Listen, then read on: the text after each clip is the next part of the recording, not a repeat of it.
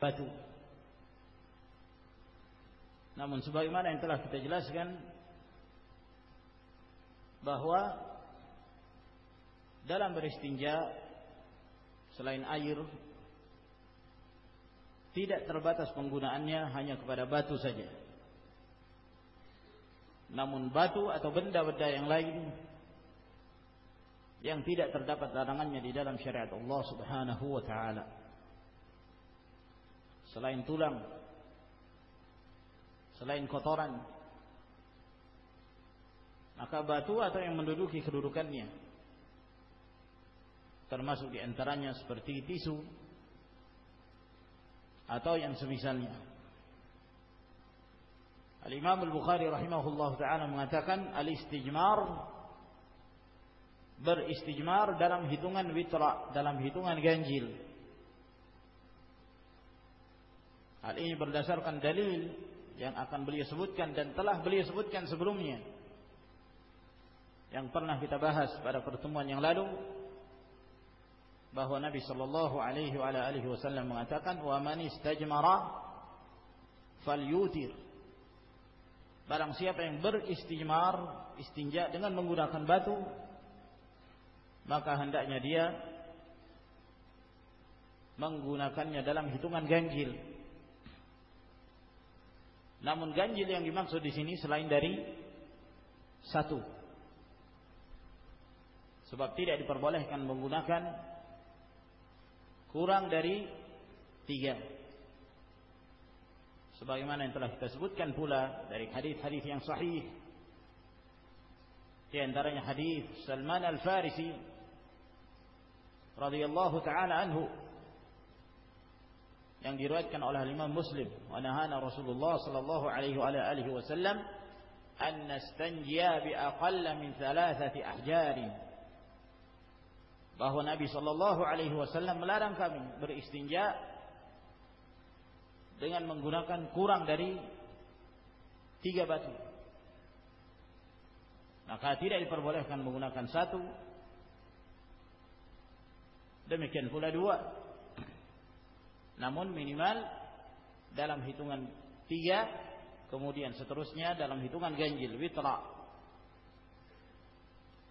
Lalu berkata Imam Al-Bukhari rahimahullahu taala, haddatsana Abdullah ibn Yusuf At-Tinnisi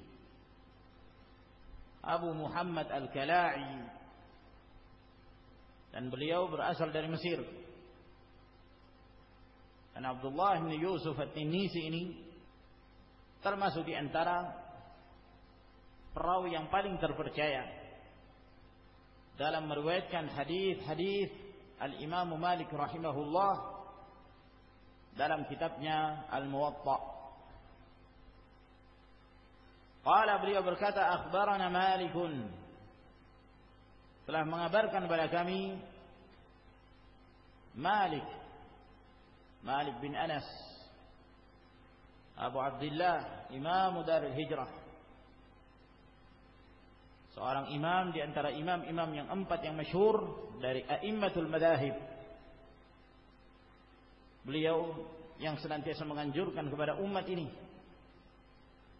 agar komitmen dengan sunnah Nabi sallallahu alaihi wasallam tanpa taklid kepada perkataan seorang pun selain dari Rasulullah alaihi salatu wassalam. Beliaulah yang mengatakan, kullu qaulin yuqbal wa yurad illa qaula sahibi hadzal qabr, wa asyara ila qabri Nabi sallallahu alaihi wasallam. Setiap ucapan bisa diterima, bisa ditolak, kecuali ucapannya pemilik kuburan ini. Dan beliau mengisyaratkannya kepada kuburan Rasulullah alaihi salatu wassalam. Tidak diperbolehkan seorang taklid, mengikuti perkataan seorang alim tanpa hujjah, bahkan meskipun dia dari kalangan para sahabat.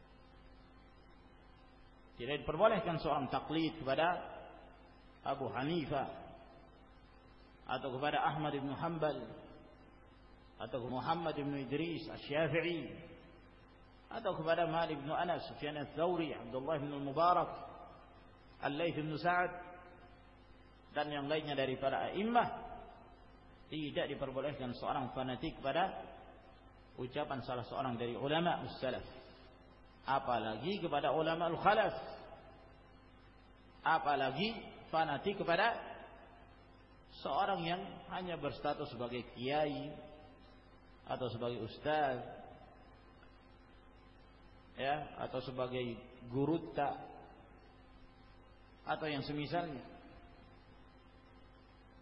Ta'assub hanya kepada ucapan Rasulullah alaihi salatu wassalam. An Abi Zinadi, dari Abu Zinad, Abdullah bin Zakwan, Abu Abdurrahman, dan beliau berasal dari Madinah. Anil A'raji, dari Al-A'raj, Abdurrahman bin Hurmuz.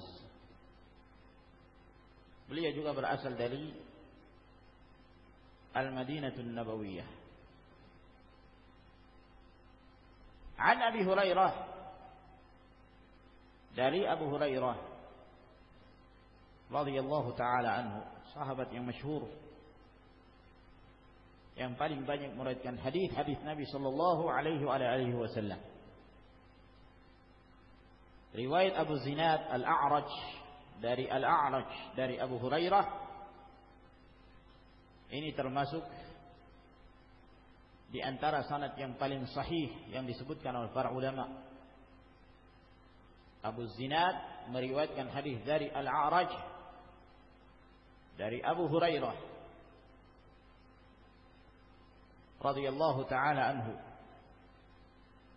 anna Rasulullah sallallahu alaihi wasallam qala, bahwa Rasulullah sallallahu alaihi wasallam bersabda, idza tawadda'a ahadukum,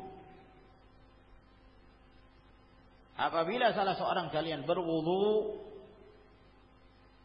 falyaj'al fi anfihi thumma liyanzur, apabila salah seorang kalian berwudu, maka hendaknya salah seorang kalian tersebut menjadikan di dalam hidungnya, yakni masukkan ke lubang hidungnya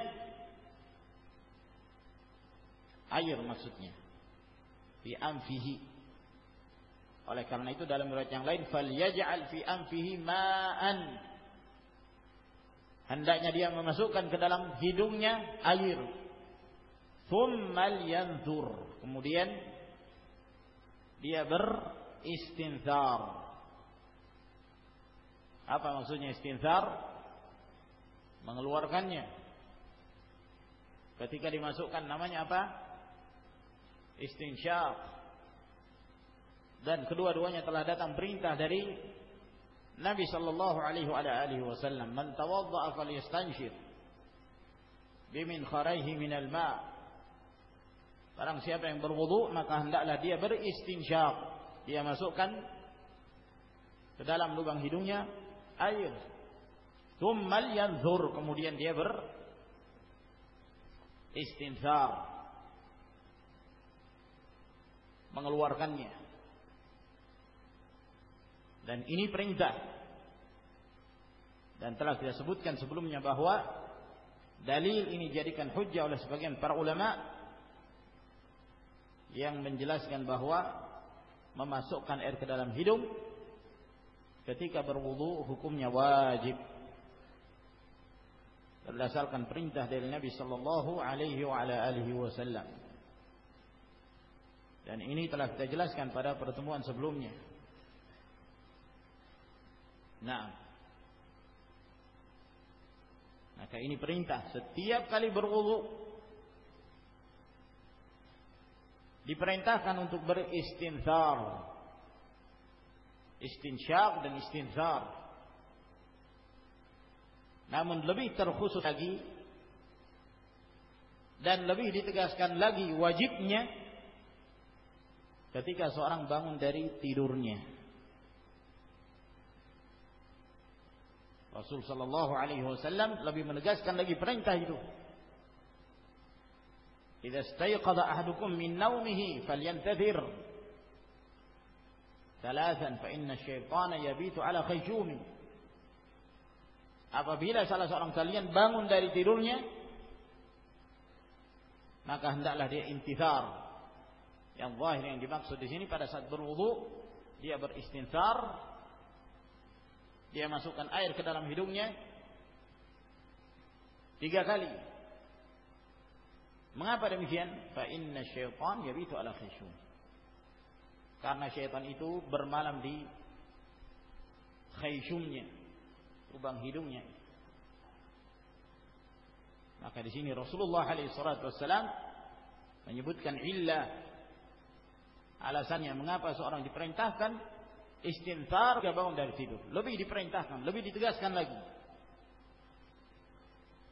Nah, namun pada saat berwudu, bukan setelah tidur, tetap diperintahkan berdasarkan hadis-hadis umum yang menjelaskan dan menyebutkan perintah dari Rasul alaihi wa ala alihi wasallam. Wa man istajmara falyutir.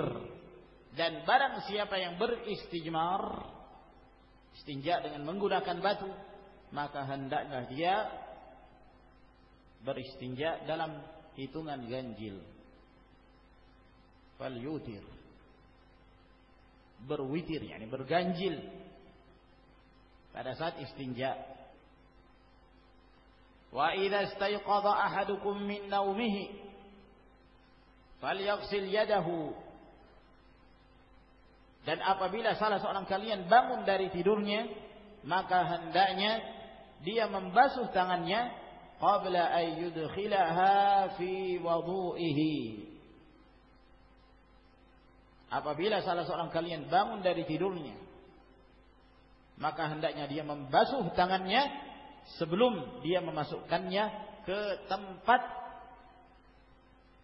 air wudunya. Yani jangan ketika dia bangun dari tidur lalu dia mengambil air untuk berwudu, lalu tangannya ketika awal kali dia hendak berwudu, tangannya dimasukkan ke dalam gayungnya atau ke dalam kolam atau yang semisalnya. Jangan dia memasukkan tangannya ke dalam gayung. Ya. Dalam riwayat yang lain, falyaghsil yadahu thalathan. Hendaknya dia membasuh tangannya 3 kali sebelum dia masukkannya ke dalam bejana. Ini pada saat seorang hendak berwudu, dia mengambil gayung. Ketika awal kali dia hendak berwudu, tangannya jangan dimasukkan ke dalam air. Namun hendaknya dia menuangkan air itu, ya, dia menuangkan air tersebut di tangannya. Setelah itu dia membasuhnya. Wajibnya sekali, afdalnya 3 kali. Kemudian setelah itu boleh dia masukkan setelahnya. Dia masukkan setelahnya, tidak mengapa. Untuk beristinsyak, ya. Kemudian madmadah, berkumur-kumur, basuh wajah dan seterusnya, tidak mengapa dimasukkan ke dalam gayung, dalam bejana air. Nah, dan di sini Rasulullah sallallahu alaihi wasallam menyebutkan pula dalam bentuk perintah. Hendaknya di sini falyaghsil. Lam yang disebut dengan lamul amr, lam yang menunjukkan perintah. Falyaghsil, hendaknya dia membasuh tangannya di luar sebelum dia masukkannya ke dalam bejana itu. Mengapa demikian? Rasulullah sallallahu alaihi wasallam menyebutkan illah, menyebut sebab mengapa Rasulullah alaihi salatu wasallam memerintahkan untuk membasuhnya luar, jangan dia basuh dalam. Kata Nabi alaihi salatu wasallam, "Fa inna ahadakum la yadri aina batat yaduhu." Sebab salah seorang kalian sesungguhnya dia tidak mengetahui di mana tangannya menginap. Ketika dia tidur, Dia tidak mengetahui tangannya ini berada di mana pada saat tidur. Mungkin dia memegang sesuatu yang najis, mungkin dia masukkan ke dalam sarungnya atau ke dalam celananya atau yang lainnya. Salah seorang kalian tidak mengetahui dia di mana dia meletakkan tangannya itu, sehingga diperintahkan untuk dibasuh di luar bejana. Maka di dalam hadis ini menunjukkan wajibnya bagi seorang, dan ini pendapat sebagian para ulama, bahwa wajib ketika seorang bangun dari tidur untuk membasuh tangannya di luar bejana. Jangan dia masukkan terlebih dahulu. Terjadi khilaf, perselisihan di kalangan para ulama, tidur yang mana? Apakah tidur ini dikhususkan hanya tidur di malam hari atau seluruh tidur? Yang mana yang disebut tidur? Maka dia diperintahkan sebelum masukkan tangannya, maka dia membasuh di luar terlebih dahulu. Terjadi khilaf. Ada sebagian pendapat mengatakan bahwa tidur ini adalah khusus untuk malam hari saja. Sebab biasanya seorang tidur di malam hari, tidurnya dia tenggelam dalam tidurnya. Nah, dan mereka berdalil dengan hadis yang disebutkan dalam riwayat ini, aina batat yaduhu. Batat. Dan kata-kata al-baituta biasanya dimaksud adalah malam hari. Kata-kata batat yakni menginap, bermalam. Sehingga mereka mengatakan terkhusus pada malam hari saja. Ada yang disebut tidur, dan mereka berdalil dengan penyebutan naum, penyebutan tidur di awal hadis. Wa idza istayqadha ahadukum min naumihi. Apabila salah seorang kalian bangun dari tidurnya, naumihi, tidur. Maka tidur secara umum. Adapun penyebutan batat yang disebutkan pada akhir hadis ini tidak menunjukkan pengkhususan di malam hari. Namun hanya menyebutkan untuk al-aghlabiyah, yakni kebanyakan orang tidur di malam hari. Tidur yang nyenyak, tidur yang tenang. Namun pada hakikatnya yang mana yang disebut tidur, ketika dia bangun maka dia diperintahkan untuk membasuhnya di luar bejana. Dan pendapat ini wallahu taala a'lam, pendapat yang lebih dekat kepada al-haq, bahwa tidur yang dimaksud di sini adalah tidur secara umum, baik malam hari atau tidur di siang hari. Sebab illatnya sama. Illat sebabnya itu sama. Apa? Adamul ma'rifah, tidak mengetahui di mana tangannya. Dia tidak mengetahui. Kadang ada sebagian manusia tidurnya di siang hari lebih nyenyak daripada malam hari. Sebagian manusia ada yang kerja malam hari, iya kan? Tidurnya ba'dal fajr, setelah subuh baru dia beristirahat. Yang kerja sip-sipan misalnya, yang pekerjaannya ronda di malam hari, pekerjaannya satpam di malam hari, istirahatnya di pagi hari. Bahkan di Arab Saudi demikian pula sang ini, khususnya di bulan Ramadan. Biasanya bulan Ramadan di malam hari mereka tidak beristirahat, disibukkan dengan ibadah.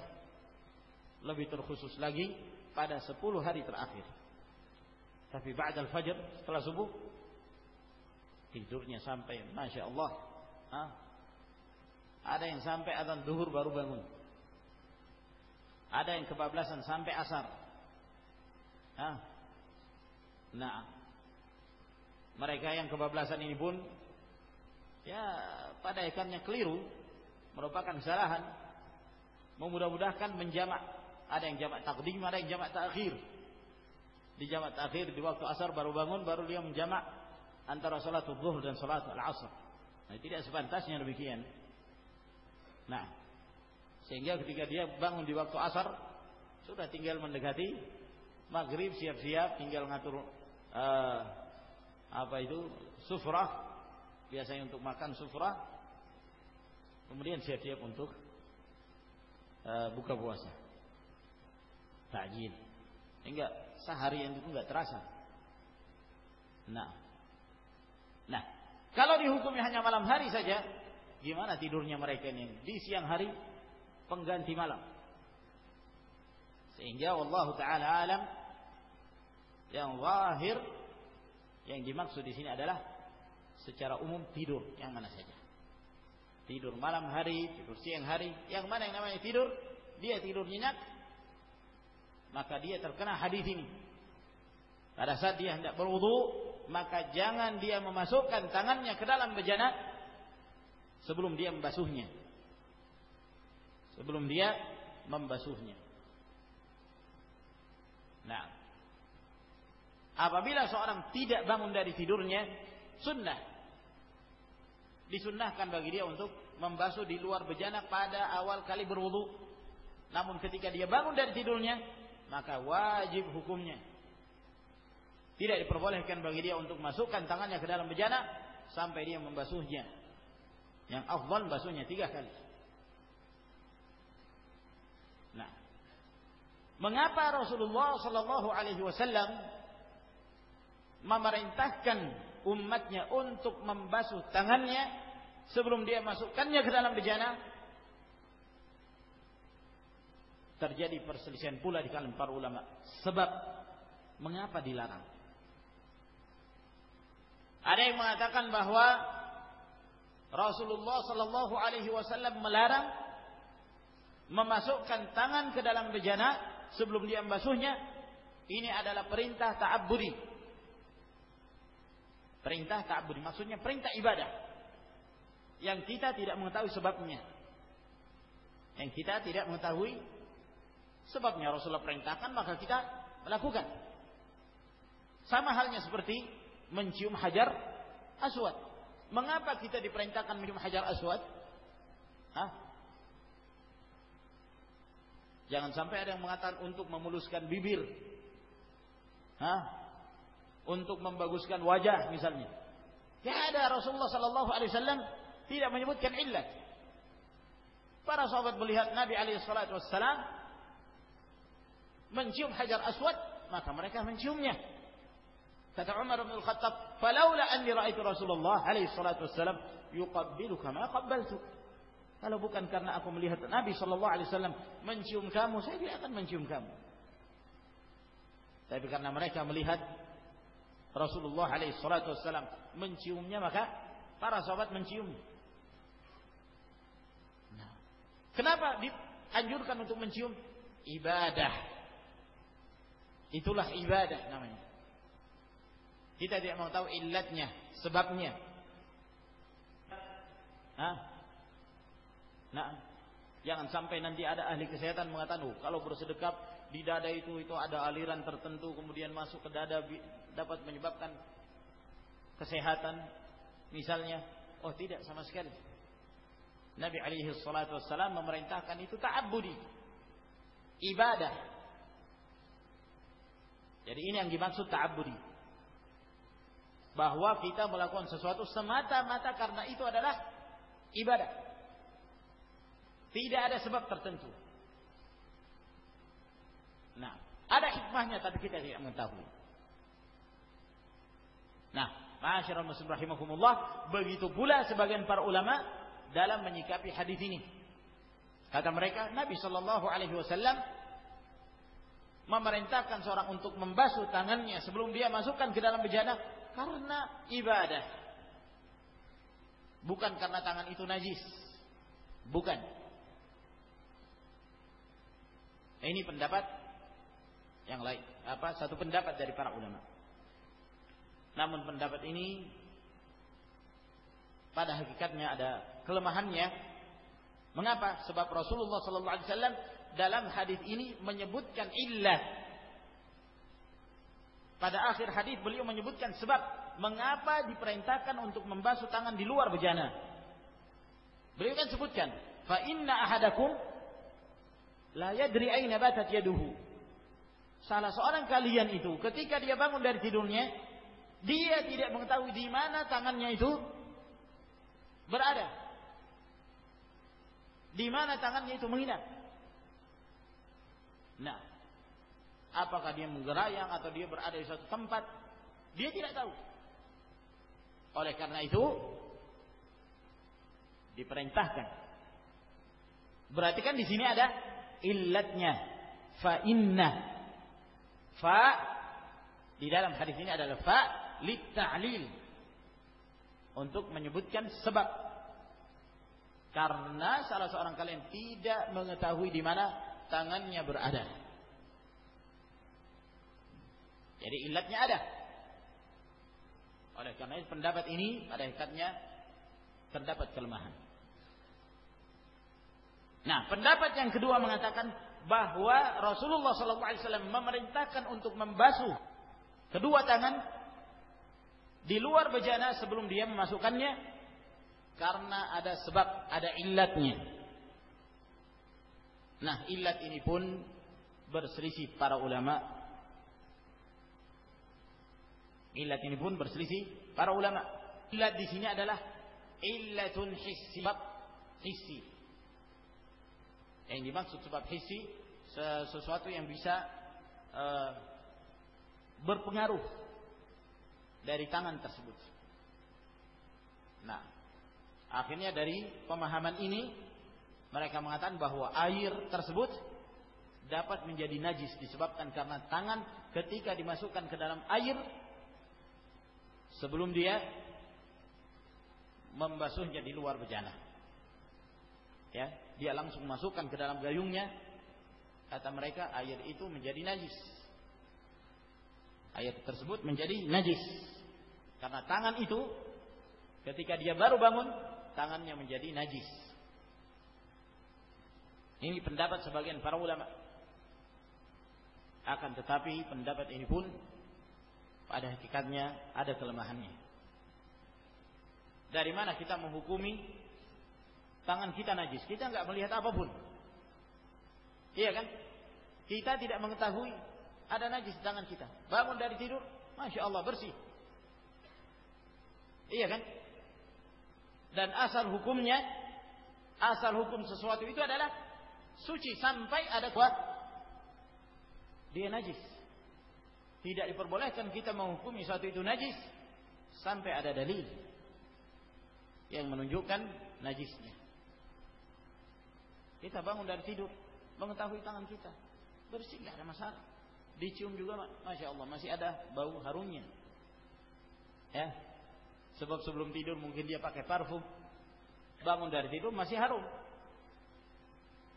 Nah, sehingga untuk mengatakan najisnya itu dari sisi mana?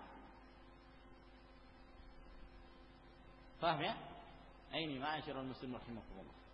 Oleh karena itu ada pendapat yang kedua.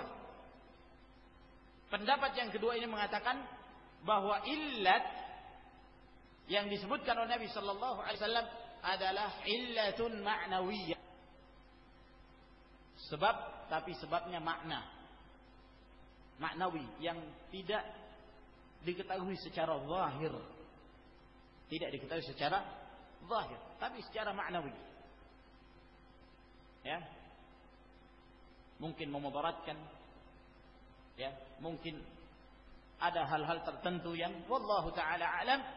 Yang jelas Nabi sallallahu alaihi wasallam memerintahkan dan beliau mengatakan bahwa salah seorang kalian tidak mengetahui di mana tangannya itu berada karena dia dalam keadaan tidur. Nah, sama seperti hadis yang kita sebutkan tadi. Perintah untuk istinthar, memasukkan air ke dalam hidung kemudian mengeluarkannya pada saat bangun dari tidurnya. Kenapa? Fa inna syaitan yabitu ala khayshumi. Karena syaitan itu bermalam di khayshumnya, di lubang hidungnya. Nah, ini adalah sebab makna, ya, tidak terlihat secara zahir. Jangan sampai ada yang keluar syaitan misalnya. Oh enggak. Nah, ada yang cukup dikeluarkan saja apanya ini? Nah, maka sudah cukup untuk mengeluarkan syaitan. Tidak, itu bukan sebab yang terlihat secara zahir, namun itu adalah sebab makna. Maka demikian pula dalam dia masukkan ke dalam air adalah sebab maknawi. Ya, ada sebab makna. Nah, dan pendapat ini yang dikuatkan oleh Syekhul Islam Ibn Taimiyah rahimahullahu taala, dan ini insyaallah taala pendapat yang lebih rajih. Jadi ma'asyar al-ikhwan rahimakumullah, diperintahkannya seorang untuk membasuh tangannya sebelum dia masukkan, ini adalah merupakan perintah dari Rasulullah sallallahu alaihi wasallam dengan sebab maknawi yang Allah Subhanahu wa taala tentu Maha mengetahui akan kemaslahatan apa yang Allah syariatkan untuk hamba-hambanya. Kalau misalnya ada seorang dia mengikat tangannya ketika tidur, setelah dia bangun dia mengatakan, saya tahu di mana tangan saya berada tadi malam. Gimana? Dia tetap membasuh tangannya di luar bejana atau dia boleh masukkan? Ada yang bisa menjawab? Hah? Boleh langsung dimasukkan? Karena dia tahu di mana tangannya berada. Hah? Itu di borgol. Hah? Gimana? Boleh nggak dia langsung masukkan?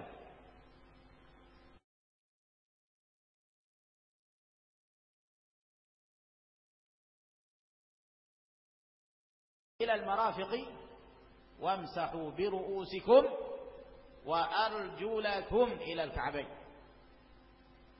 Apabila kalian hendak menegakkan salat, maka hendaknya kalian basuh tangan kalian, membasuh wajah kalian dan tangan kalian sampai ke siku, dan usaplah kepala kalian dan basuhlah kaki-kaki kalian.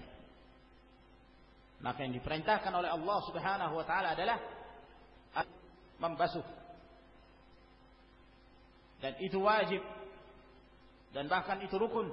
Wala yamsahu 'alal qadamain. Kata Imam Bukhari, jangan dia menyapunya saja, menyapu kedua kakinya. Sebab yang diperintahkan adalah membasuh. Karena kita menyebutkan perbedaan antara membasuh dan menyapu. Membasuh adalah mengalirkan air. Jadi ada air yang mengalir pada saat membasuhnya. Adapun menyapu tanpa air mengalir. Ya, meskipun ada sedikit dari air, namun tanpa dialirkan. Itu disebut al-mashu, menyapu.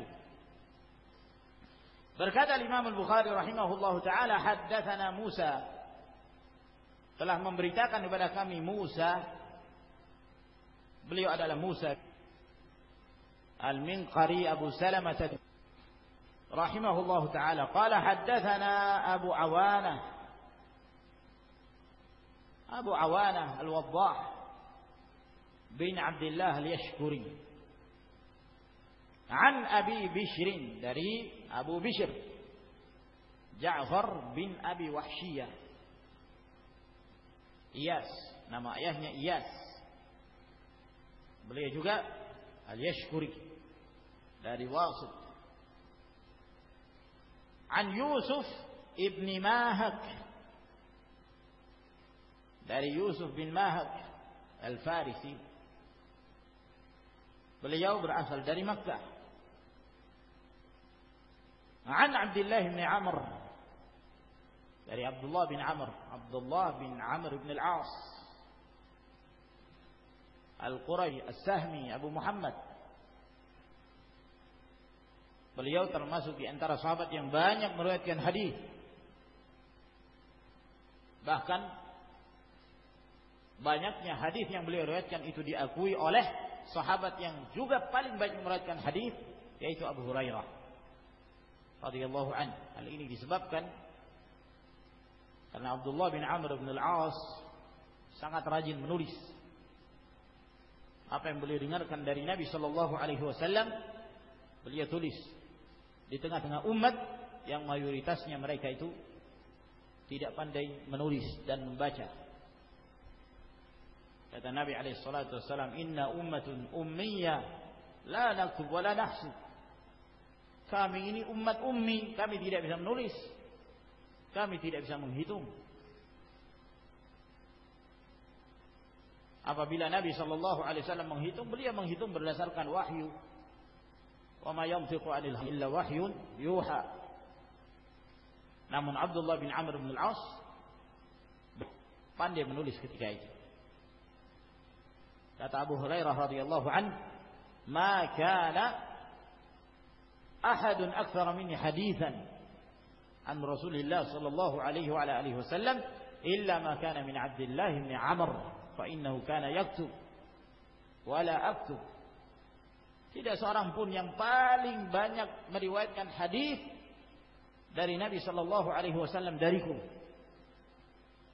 kecuali Abdullah bin Amr bin Al-As, sebab beliau menulis, adapun aku tidak menulis. Dan ini keutamaan Abdullah bin Amr radhiyallahu taala anhuma. Dan beliau juga termasuk sahabat yang ahli ibadah. Ahli ibadah. Rajin qiyamul lail dan rajin berpuasa radhiyallahu anhu. Qala, kata beliau, takhallafa an-nabiy sallallahu alaihi wasallam fi safratin safarnaha. Suatu ketika Nabi sallallahu alaihi wasallam terlambat, ya, tertinggal oleh kami dalam satu perjalanan safar yang kami melakukan perjalanan safar bersama Rasulullah alaihi salatu wassalam. Fa adrakana, lalu kemudian Rasulullah alaihi salatu wassalam mendapati kami wa qad arhaqna al-asra, mendapati salatul asr. Jadi sudah memasuki waktu salatul asr, barulah Nabi sallallahu alaihi wasallam menyusul para sahabat. Faja'alna natawadda, maka kami pun berwudu. Wa namsahu ala arjulina, pada saat kami berwudu kami menyapu pada Rasulullah. Melihat perbuatan sebenarnya dan mereka hanya menyapunya, fanada bi'a'la sautihi, maka Nabi alaihi salatu wassalam berteriak dengan suara yang paling nyaring, wailun lil aqabi minan nar, marrataini aw thalathan. Beliau mengucapkannya 2 kali atau 3 kali. Wailun lil aqabi minan nar, wailun lil aqabi minan nar. Celaka bagi tumit-tumit dari api neraka. Ini ancaman bagi seorang yang tidak menyempurnakan wudunya, diancam dengan neraka jahanam. Waliyadzubillah. Di dalam hadis ini, ma'asyiral muslimin rahimakumullah, penting untuk kita jelaskan. Di antaranya wajibnya membasuh kedua kaki pada saat berwudu, bukan menyapu. Hati-hati ma'asyiral muslimin rahimakumullah. Ini bukan masalah sepele. Seorang meremehkan ketika berwudu, masa bodoh. Tidak berwudu yang diperintahkan oleh Allah Subhanahu wa taala. Arjulakum ilal ka'bain wa arjulakum. Dan basuhlah kaki-kaki kalian sampai ke mata kaki. Mata kaki termasuk bagian yang dibasuh. Nah, dan itu harus dalam keadaan sempurna. Seluruhnya di bagian kaki sampai di mata kakinya, tidak boleh ada satu titik pun yang tidak terkena air wudu. Ini masalah penting, ma'asyiral muslimin rahimakumullah. Permasalahan surga dan neraka. Ancaman bagi seorang yang tidak sempurna ketika berwudu. Ini menunjukkan wajib bagi setiap yang berwudu membasuh kedua kakinya. Tidak ada khilaf di kalangan ulama Ahlus Sunnati wal Jamaah dalam hal ini. Hanya ada satu keadaan seorang diperbolehkan untuk tidak membasuh kedua kakinya, yaitu pada saat seorang memakai sepatu, memakai khuf atau memakai kaos kaki dan yang semisalnya yang menutupi kaki hingga mata kakinya. Yang menutupi kaki hingga mata kakinya. Adapun yang disebut sepatu sendal yang masih memperlihatkan maka tidak termasuk. Atau yang disebut sepatu tapi memperlihatkan mata kakinya maka tidak disebut khuf atau hida dalam bahasa Arab. Ya. Yang memenuhi persyaratan khuf apabila memenuhi menutupi, maka ini diperbolehkan disapu.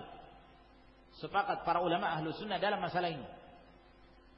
Ya, hadis-hadis yang diriwayatkan dari Nabi sallallahu alaihi wasallam tentang menyapu di atas dua khuf mutawatir. Oleh karena itu sebagian para ulama ada yang menyebutkan masalah menyapu di atas kedua sepatu ini dalam permasalahan akidah, bahwa ini perkara yang disyariatkan. Ya. Sebab yang menyelisihi masalah ini hanya dari ahlul bid'ah. Hanya dari kalangan ahlul bid'ah. Seperti Syiah dan yang semisalnya.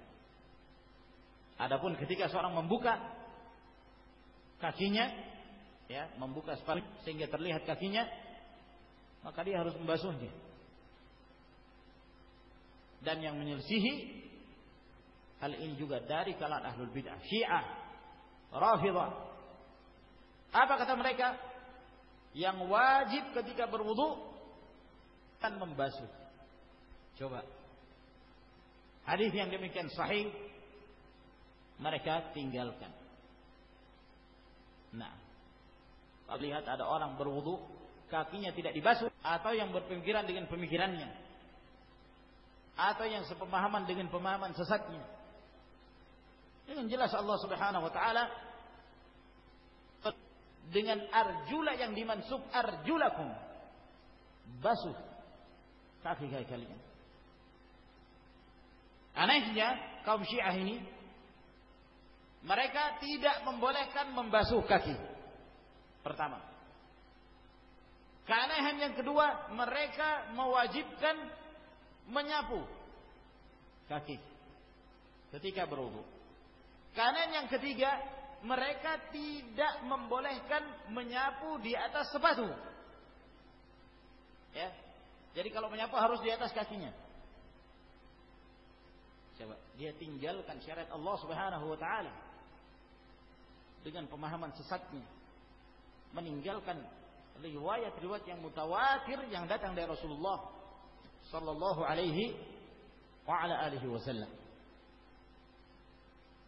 Dan di dalam hadis ini juga kita mendapatkan faedah bolehnya mengangkat suara dalam menuntut ilmu, mengajar misalnya.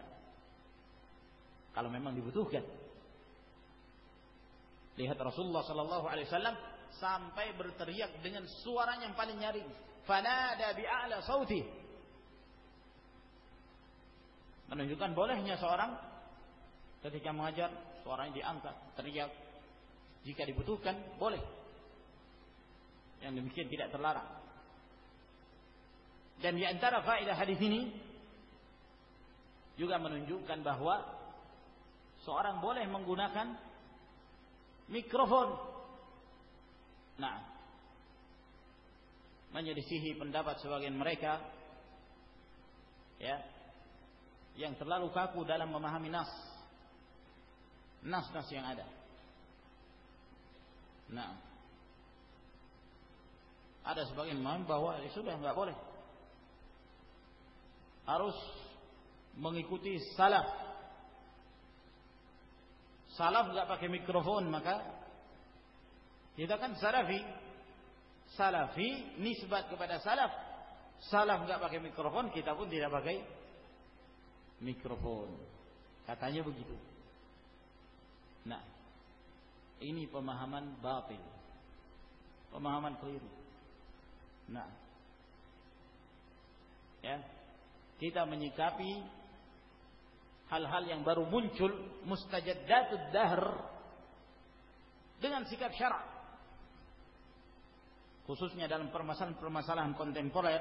Kembalikan pada para ulama yang mereka mumpuni dengan ilmunya untuk mengamalkan firman Allah Subhanahu wa taala, fas'alu ahlad dzikri in kuntum la ta'lamun. Tanya kepada ulama apabila kalian tidak mengetahui. Jangan seenaknya dalam memikirkan sesuatu. Nah, memikirkan bukan dengan berdasarkan kawaid dalam syariat. Asal dengan alasan tidak ada di kalangan salaf, maka ini bid'ah. Ya subhanallah. Mahlan, pelan-pelan dalam menghukumi sesuatu. Ya. Agama ini punya kawaid, punya kaidah-kaidah, usul yang kita berjalan di atasnya. Nah, yang apabila seorang meninggalkannya, wa ta'ala, seenaknya mengeluarkan hukum haram kepada suatu dengan alasan ini tidak ada di zaman salaf. La haula wala quwata illa billah. Anda pernah naik mobil enggak? Anda pernah naik pesawat? Kalau keluar negeri pakai paspor ya? Atau enggak? Sembunyi-sembunyi. Ditangkap nanti. Iya kan? Yang anehnya, yang mereka ingkari, hal-hal yang pada hakikatnya mereka pun terjatuh ke dalamnya. Nah, seperti pendapat yang lemah sebagian mereka yang mengatakan yayasan itu bid'ah. Dulu di zaman Rasul nggak ada yayasan. Dulu di zaman para sahabat nggak ada yayasan. Dulu Imam Syafi'i nggak punya yayasan. Pelan-pelan dalam menghukumi sesuatu. Nah, lihat, agama ini dibangun di atas al-masalih, jalbul masalih wa darul mafasid. Mendatangkan kemaslahatan dan menolak kemudaratan, kejahatan. Naam. Ya. Dan yang menjadi tolak ukur sesuatu adalah al-haqaiq wal ma'ani, makna dari sesuatu, hakikat dari sesuatu. Terserah mau dinamakan apa. Nah,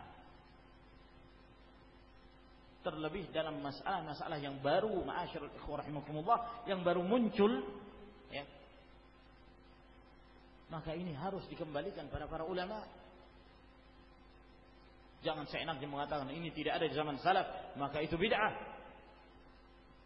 Yang anehnya mereka yang mengatakan demikian naik pesawat juga, pakai paspor juga, kalau ngerekam ta'lim pakai alat perekam juga, padahal itu nggak ada di zaman salaf. Bahkan memakai fasilitasnya orang kafir untuk menyebarkan pemikiran, itu nggak ada di zaman salaf.